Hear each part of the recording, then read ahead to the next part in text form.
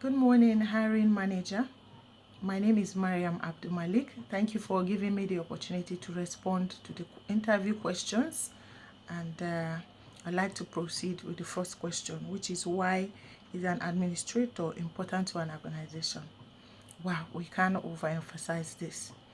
An admin officer in any organization is the chief operating officer in that organization.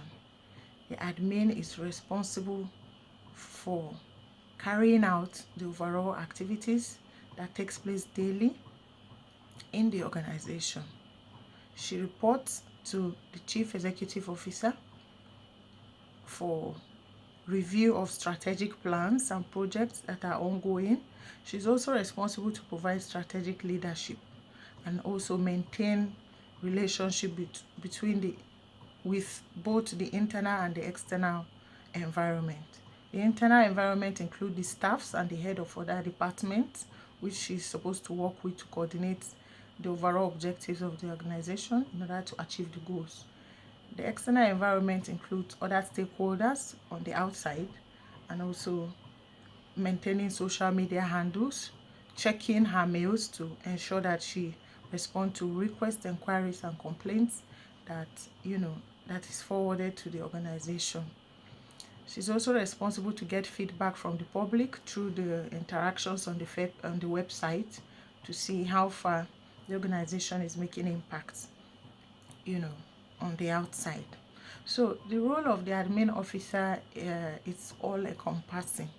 She has to have the right skills, the listening, communication skills, organizing skills to be able to do her work effectively. And then she also have to have the ability to multitask, to juggle between roles, to bring about organization effectiveness and efficiency. So this is just a brief about what the admin officer's role is supposed to be. So let me quickly move to the second question, which is to list and explain the key factors that must be on ground for me to be able to work effectively. Well, there has to be an office, a working office, which should have an internet, a computer or a laptop. It should have a printer or a photocopier. The office should also have, the team, the people who constitute the office environment to make it easy for me to work, and then to motivate me, and then to give me, the right space with which to do my work. So these things are what we need basically to hit the ground running. And then as we move on the job, we get to find out, other little things that we will need to, to work. We need the stamp, we need envelopes for correspondences, we need like a locker for safekeeping of files and other important documents for the organization, because we don't want to allow files and documents fly over the place. So we need to keep the office space as neat, as organized, and as coordinated as possible. So I move to the third question now. What are the key factors that hinder an admin from performing effectively? There are certain factors, a handful of them. Lack of planning and organizing is one of the factors that distracts an admin officer. To get through the day, she has to make concerted and coordinated effort to ensure that she has planned adequately for the day, and then to also utilize her time, so she does not come to the office and not know what to do immediately. Then lack of motivation from the team might also be another demotivating factor. And then lack of office gadgets, where you don't have the right tools with which to do your work, it can set us 2 to 3 steps backwards. So we need to have the right working tools and the right working environment and the gadgets.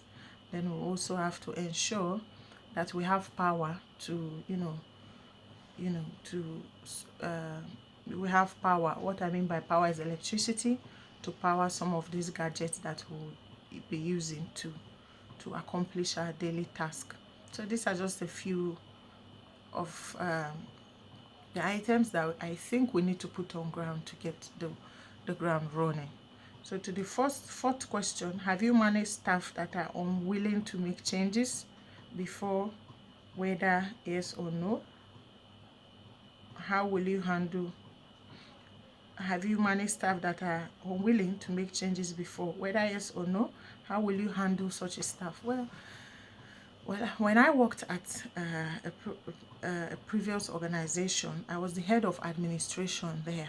And, you know, when I came in, I noticed that a lot of staff did not come to the office on time. Things were being done, you know, in a not so coordinated way. So I spoke to my boss and I said, well, we need to review this attitude. It does not take us to where we need to be. So he agreed that I do a training for the staffs, which I did, and the training the topic of that training was effective time management. So I taught them how to plan, how to concentrate on their jobs, how to reduce distractions and clutters around their office space, how to maintain balance and equilibrium to be able to separate their home interference or their home demands from office demands, so they don't get to mix the two up and then lose concentration. So when we went through that training, I discovered that they knew that they had to adjust because they could see that they found what they were missing. They could not really coordinate well because of certain external factors. So when we took them through that training, taught them how to master time, how to coordinate, how to, break down tasks into smaller units. So they take the lesser tasks first, which as they do, they ascend to the bigger task. And we taught them how to be disciplined. Discipline is ensuring that you do what needs to be done, even when you don't feel like it, even when it's uncomfortable. So, by that training, I discovered and observed that their efficiency and productivity improved on their jobs, and then they were able to, plan for the day and for the week and for the month. So it really helped them to motivate them, and then I gave them the feeling that they could come to me whenever they were having any challenge of any sort. So I could guide them, to improve organization's effectiveness and efficiency, which I really liked. And at the end of the day, everybody was happy. So we'll move to the fifth one. If employed as admin, you will be joining a youth-focused NGO that's been existing for nearly 20 decades. And in 2020, was hit by paucity of funds, had to fire all staff and maintain skeletal operations. At the admin, share with us how you intend to drive rebuilding the organization. Well, the year has been, different for everyone. It was a global pandemic. Even the biggest organizations were hit by, a lack of funds, to the point that they had to, let go of a lot of their staff. This is understandable.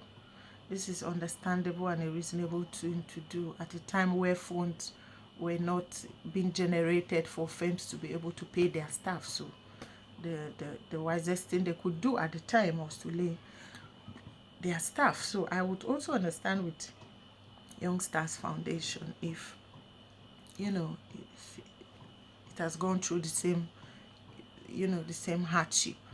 That is the first step to reducing costs. Laying off the staff and keeping the strategic staffs in positions to be able to work skeletally, either from home or even they come to the office observing the COVID-19 protocols. Now, to be able to drive rebuilding the organization, I would also want to state that, we have to look at our budget and look at where we can reduce costs to the barest minimum in terms of our energy needs, in terms of projects that we are undertaking, which may be huge. We may like to break them down today to do them and take them gradually, so we don't get to spend much of our financial resources getting these projects done. We can prioritize the most important ones and take them first, not really necessarily leaving the others, but we take the ones that are most important, and then the other ones can follow suit. So I intend to bring in my wealth of experience and insights to be able to see that we we stay afloat and be one of the leading foundations in the country.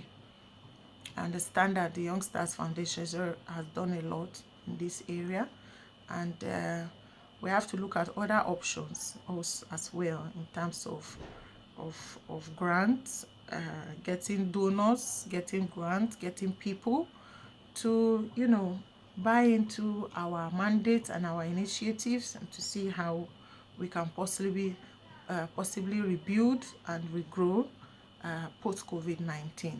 So these are things that we really should be looking into. Okay, the next question is, what would be my priority in the next 6 months, January to July 21? We need short summary of your work plan and monthly focus. Well, when I come in as the admin officer, I intend to hold daily briefs with the chief executive officer. So we discuss on our strategy options and the kind of projects we would like to look into and to get and to achieve. So first, I would like to look at reevaluating our training demands, look at areas where we could improve in terms of training for the staffs. I would also like to look at upscaling and updating communications with external stakeholders, like the policy makers, the traditional rulers, the schools, and the family unit. We need to see how we can get them on board to buy into our mandate, to see how they can contribute meaningfully to our mandate and the things that we set out to achieve. And then part of my plans for the next 6 months will be to regularly check my mails and interface with the staff of the organization to see to their welfare, and then look at areas of improvement, and then to also measure their performances to see if they are doing what is required on their given roles. And then I would also want to bring in my own innovative ideas after taking a look at what the mandate of the organization, to see where I can come in to add to the strategy demands that we would need to meet up with our organization's goals. Driving and rebuilding an organization is not an easy task, though it depends on looking at the landscape of your donors, looking at the donor landscape, and building relationships across board. We have to look at what similar NGOs are doing. We have to be strategic, to get the funding that we need to push our organization's operations to a newer level. So all these some of them are technical, and then some are straight to the point. We need to also leverage on the power of social media to put our work out there, such that when we find donors, we can send them links directly to some of the projects we've executed for young people. This will motivate them to want to give more funds to achieve a lot of what we've set out to achieve. So we really need to look at things from a critical perspective. We also look at how we will save costs in terms of when we go to our outreaches, we want to probably use the people on ground who are in these communities where, or in that environment where we are implementing a project, so that we save ourselves the cost of transporting people from where we are to where our project is being carried out. So there are so many concerns and so many perspectives that we need to bring together, through brainstorming and seeing what we can do to help mobilize funds that we need to get to the promised land, to get to where we are heading. So let me take the next question. How will you help the executive director pursue an ambition target of generating 100 million revenue by 2021? Well, we can pursue a revenue as huge as this by looking at the grants that have been offered to young people, like the African Youth Development Grant. We can look at them. We can also look at the Ministry for Youth and Sport. We can look at what they have to offer. We also have to look at, search for donors who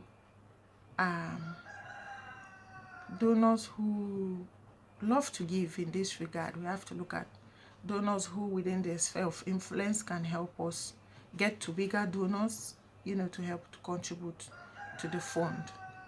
And then there are local NGOs as well that, are willing to collaborate and, grant fund depending on what the organization is up to.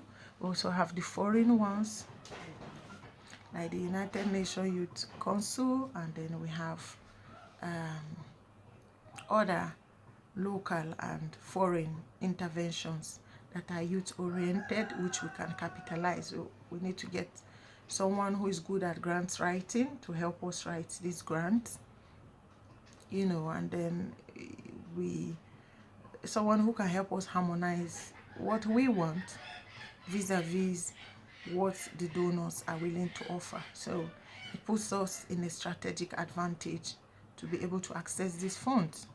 So, accessing funds at any time and by any means requires a lot of patience. It requires a lot of hard work. It requires a lot of skill that one would need to access, this funding. And then, we have to meet the basic criteria of having done so much work in that regard to be able to qualify to get this grant. So in a nutshell, we can raise 100 million naira and even more if we put ourselves at a strategic advantage, because I believe for the YoungStars Foundation to have existed for over 20 decades, it's a long time. So we would have a lot of experiences and insights to fall back on, and then probably also, I know by now, would have executed a lot of projects that will speak for itself. So once we are able to use the power of the social media to bring awareness to the kind of projects we've executed and the work we've done, it will be easier for us to get the funding that we need. And hopefully by 2021 we should be able to search for more funding, because even as a result of COVID-19, we have seen that so many young people have lost their jobs. The COVID-19 have even make some girls drop out from school, and we need to get them back to school. We need to be able to bridge, for the girls, we need to be able to bridge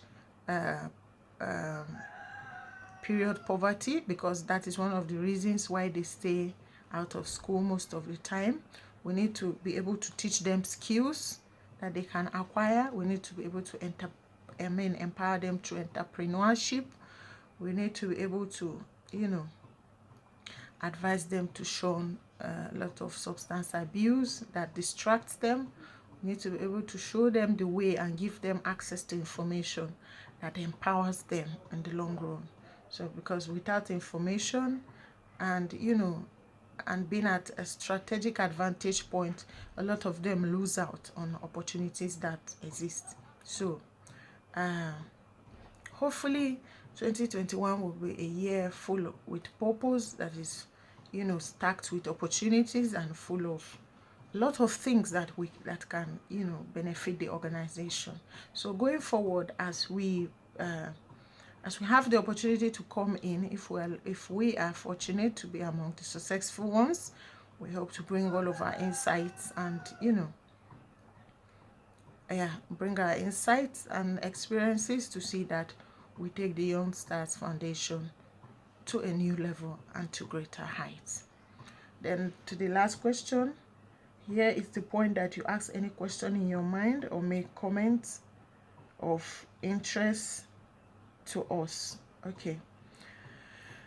Well, I want to thank the YoungStars Foundation for giving the opportunity to conduct this interview, both written and orally. And I like to say that I can't wait to get started. And if if we are shortlisted for the interview, I like to know when I can get started on the job.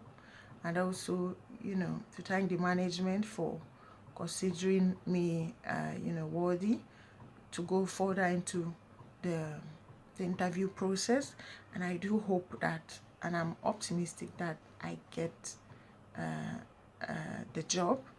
And if I do get the job, I hope to be able to leverage on my contacts and my experiences, my insights that I have gained through Gainful Exploration to bring to your foundation a new level of engagement with all stakeholders that are involved. I thank you once again. My name is Mariam Abdul Malik. I do hope to be there for the interview. Thank you.